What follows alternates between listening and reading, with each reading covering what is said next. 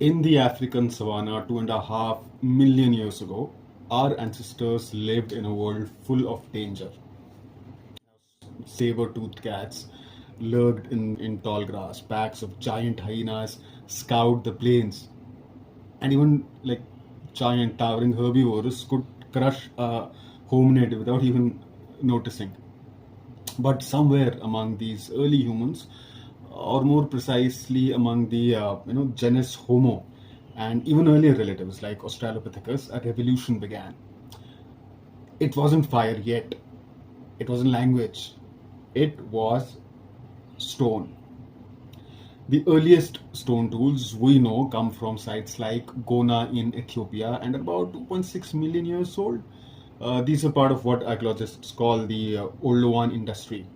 Simple, sharp flakes struck from round river cobbles. At first glance, they look crude, but they were a massive leap forward. They let early humans cut meat from carcasses or open bones to get at the nutritious marrow, and probably even fashion sticks into digging tools. It's important to remember these tools did not suddenly turn hominids into fearless hunters of hunters of mammoths or saber tooths. They were still small, slow, and relatively weak. But stone tools changed the game. They let hominids scavenge more effectively. They let hominids drive off smaller predators, and maybe even actually definitely coordinate to bring down a wounded or isolated beast, or any large animal. Then came the next big leap, the Acheulean hand axe, appearing around 1.7 million years ago and associated with Homo erectus. Unlike the older tools earlier, which were basically just sharp pieces gnawed off a core, Acheulean hand axes were deliberately shaped on both sides. They had a recognizable symmetrical teardrop shape, like someone had a plan. Like before even the flake was struck, someone had a plan, a definite plan on how to use it.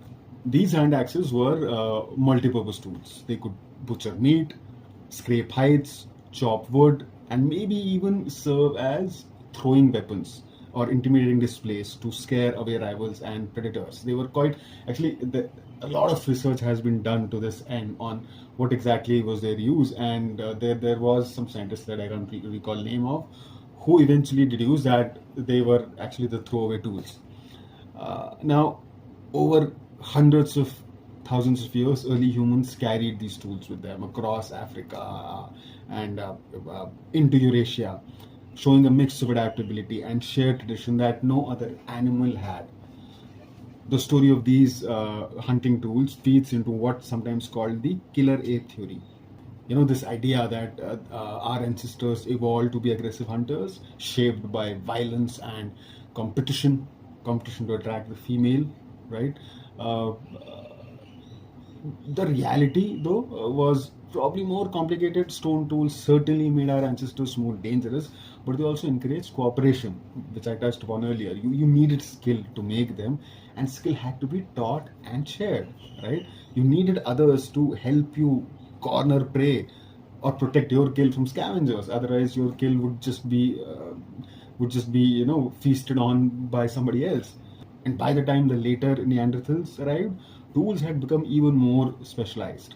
Wooden spears hardened in fire, and eventually stone-tipped weapons, rather, designed for close combat or throwing.